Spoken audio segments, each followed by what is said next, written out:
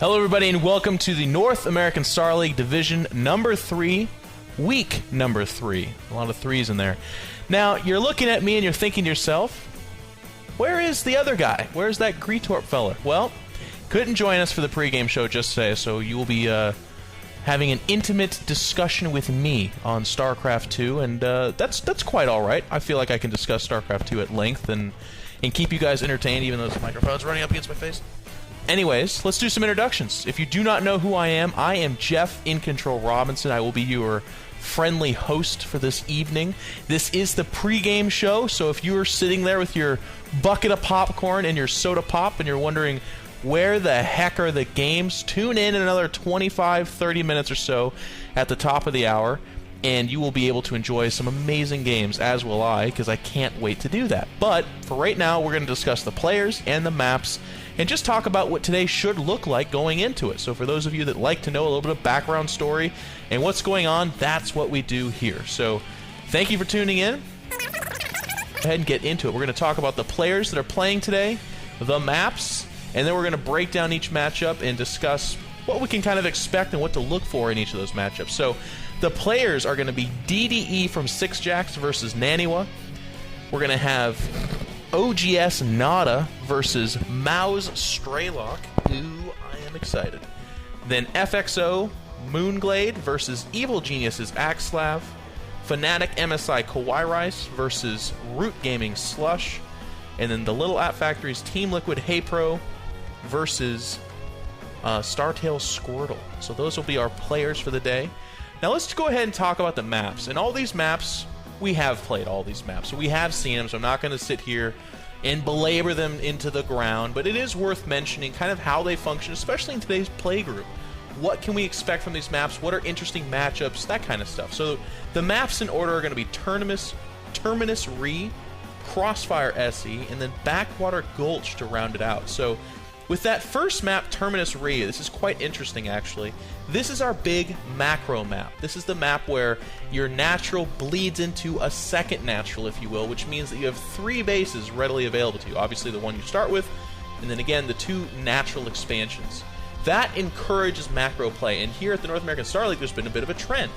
It either means we're in for an awesome treat where both players are like, okay, let's macro up, let's see who's the better player in the long run.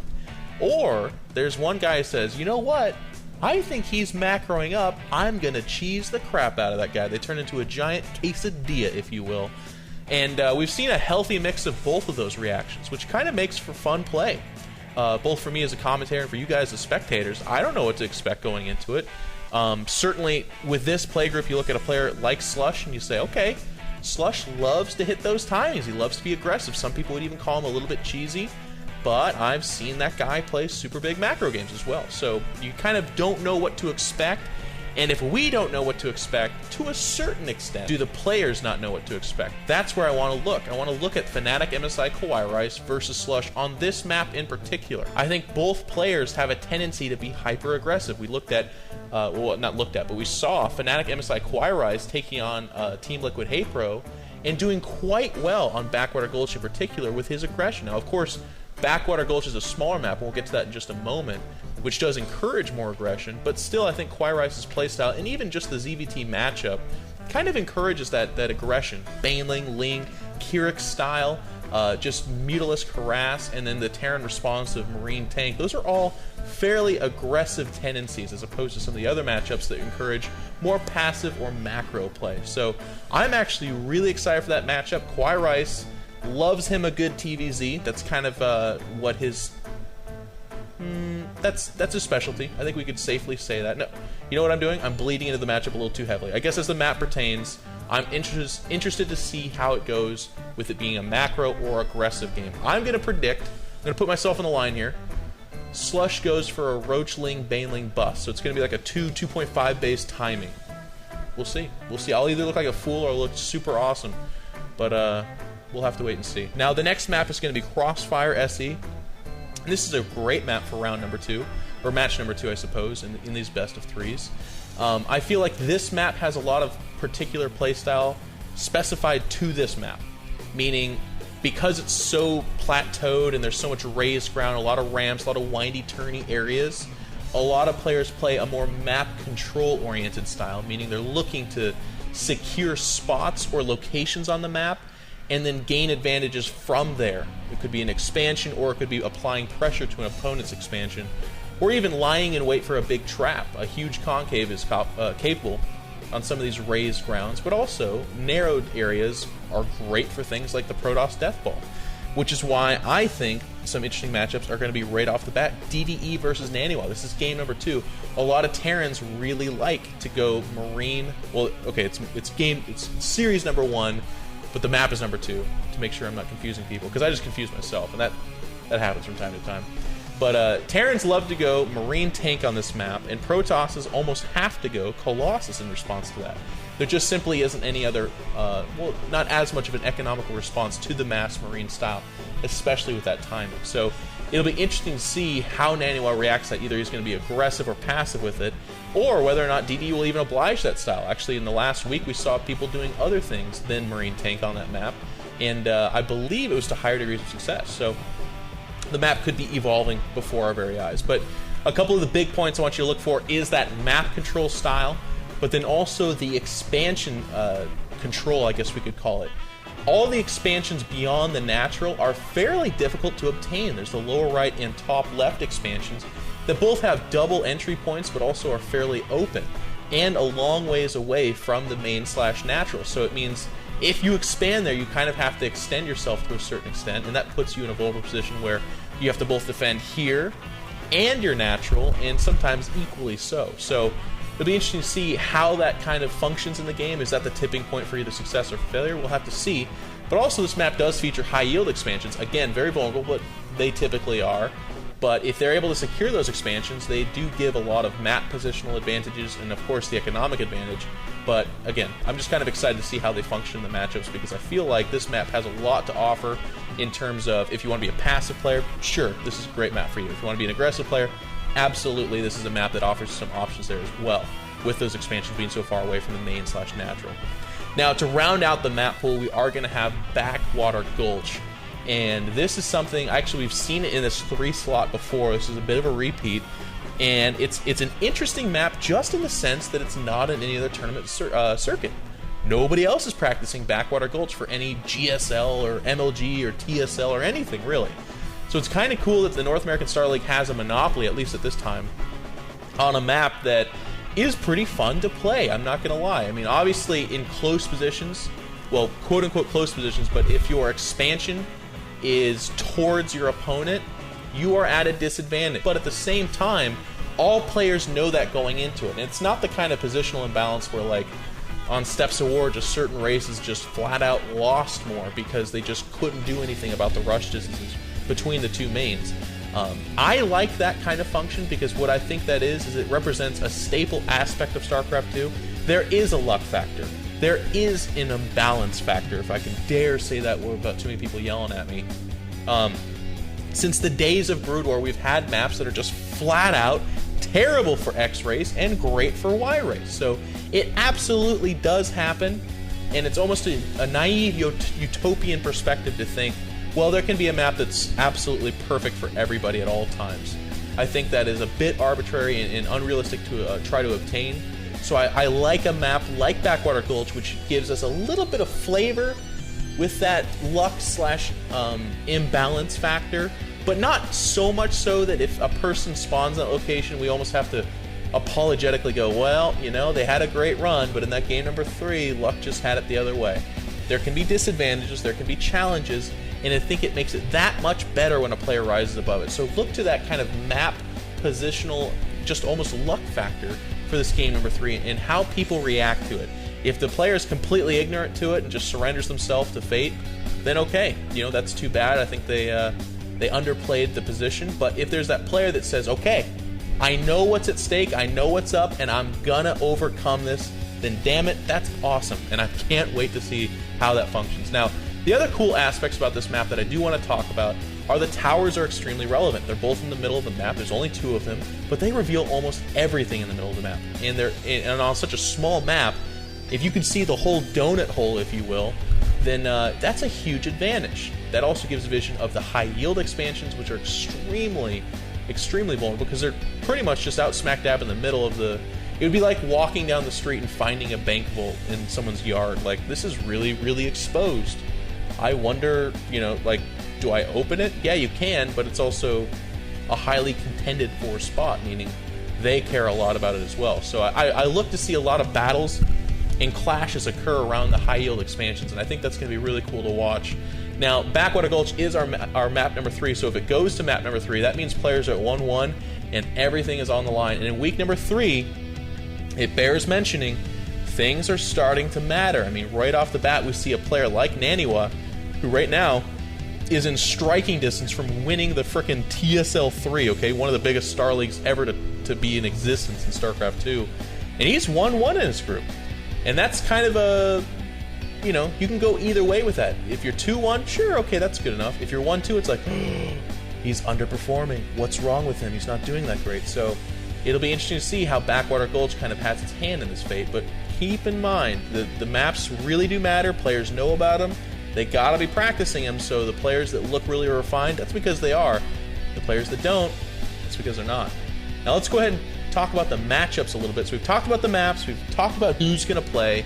Let's break down what we can expect from these matchups. Now, matchup number 5 is going to be Team Liquid HeyPro versus StarTail Squirtle. And this is a very interesting matchup. HeyPro, I believe, considers himself a bit of a ZVP sniper. We saw him do fantastically well against Team Liquid's very own Tyler in their show match series, if you will, for PAX East, where Team Liquid had kind of an internal tournament amongst the 4 of them. I think Jinro and TLO were the other 2 players alongside HeyPro and Tyler. And HeyPro, spoiler alert, ended up taking the whole thing down, defeating Tyler in the finals of that tournament. And Tyler's no slouch. He's an amazing Protoss player. And ever since then, HeyPro's gotten a little bit of attention for his ZVP. So it's kind of interesting to see, okay, we've seen HeyPro a couple of times in the NASL. He has not lived up to expectation. He's not doing very well. Is this the matchup where he can do it? Now, I don't mean to kick a dead horse in the head and a couple other cliches, but this is another place where Team Liquid can grab that torch for themselves and run with it. We did see Tyler defeat Jerubi in the week prior. We saw MC fall to the hands of Brett. I mean, Team Liquid is on the rise. They're surging forward. They're doing great. But HeyPro has been bringing up the caboose. If he takes down StarTail Squirtle, does he make a stand and start establishing that comeback and making Team Liquid proud? Absolutely. StarTail Squirtle is a fantastic player. We've seen some awesome games with him, in particular between him and Axlav. And I really think this is a matchup that A, HeyPro can take, and B, if he does, it will do tremendous things for him. Going, again, 1-2 in the first 3 weeks is not great, but it's a heck of a lot better than 0-3, and I think you got to know that HeyPro is starving for that win because he needs it. Now, on the other side of the table, we do have StarTail Squirtle, and Squirtle's a bit of an interesting player. I was pretty unimpressed with his games against Straylock. I have to admit, I think Straylock played beautifully, so I don't mean to take too much away from Straylock, because it's not like he was just kind of experiencing this flopping fish in front of him. He definitely earned his victory, but Squirtle did the same thing twice, kind of all-in-ish, 6-gate Colossus timing, and it was to little or no avail, in my opinion. I mean, it did not look very effective. Both times it got smashed by different openings from Straylock, and it did not seem that close, to be quite frank. It was not an amazing series, not to talk too down about it, but I then compare that to his performance against Axlav, and I felt like against Axlav he played fantastically well. He took advantage of errors that Axlav made, and he punished him for it decisively and won this series pretty easily, as far as I'm concerned. He did win 2-1, so it wasn't like it was a 2-0 sweep, but in the wins he had, they looked very convincing. So I'm kind of wishy-washy on Squirtle. He's not a gargantuan S-class Protoss where he's just crushing Korean tournaments. He's been on a bit of a slide there as well, struggling for himself. So here in the North American Star League, it'll be kind of worth noting and watching as we go forward. What is Squirtle's identity? How does he function? He hasn't won any major tournaments that I can recall. He's not crushing people right and left. He's a bit of a, he's got something to prove. So if he falls to HeyPro here, I think that's quite the statement. More so for HeyPro than Squirtle and anything like that. But an interesting matchup. I really like this to round out the group. I think There's a couple storylines with both these guys, and they both have things to prove that it's going to come down to who wants it more, and I can't wait to see who it is. Now, in matchup number 4, I talked a little bit about this earlier. Fnatic MSI Kawhi Rice versus Root Slush. Slush has been on a tear, ladies and gentlemen. He is undefeated, as far as I can tell. Yeah, I'm pretty damn sure he's undefeated. He's doing fantastically well. He had a great run at MLG, took second in his group, and then went on to place, I want to say something like 7th or 8th. Don't quote me on that, but he did very, very well, and he defeats some amazing foes there. So Slush, somehow, I mean, I remember in the beta of StarCraft 2, he was considered the best North American Zerg. Everyone was talking about him. He was fantastic. He was feared. He was great. But then for whatever reason, he kind of slid into the shadows, and people don't really mention Slush. It's almost like an afterthought, like North American Zergs. Well, there's Idra, there's Machine, Chef is amazing. And then like someone will be like, well, what about Slush? And they'll be like, oh yeah, Slush. But he constantly, I feel like he's always mentioned in that regard. It's always like, yeah, Slush. Yeah, he's pretty good. Watch his ZVT, ladies and gentlemen. He plays a different style. I love his Roach Baneling style. And a lot of people would write it off and say, no, it's just a timing. He's cheesy. It's really not. He macros behind it quite well. He scouts. He forces the issue. That's something that we actually heard Day9 talk about on State of the Game. Brood War players used to be very famous for saying, okay, it's really hard to do X strategy in this situation, but I'm going to make it work. And it will work because I'm going to inflict my will on the situation. And I feel like Slush applies that mentality in his gameplay, specifically in ZVT. So I'm really excited to see how his will be bent on Kawhi Rice, or if Kawhi Rice will overcome. Now, Kawhi Rice, we've talked about this before as well. His TVZ is expert level, ladies and gentlemen. He made Hey Pro look like a joke in week number 1. Now, of course, he had the favor returned to him at the hands of Naniwa in week number 2. He got demolished by Naniwa. A lot of people use the words like outclassed or just beaten. It was kind of gross.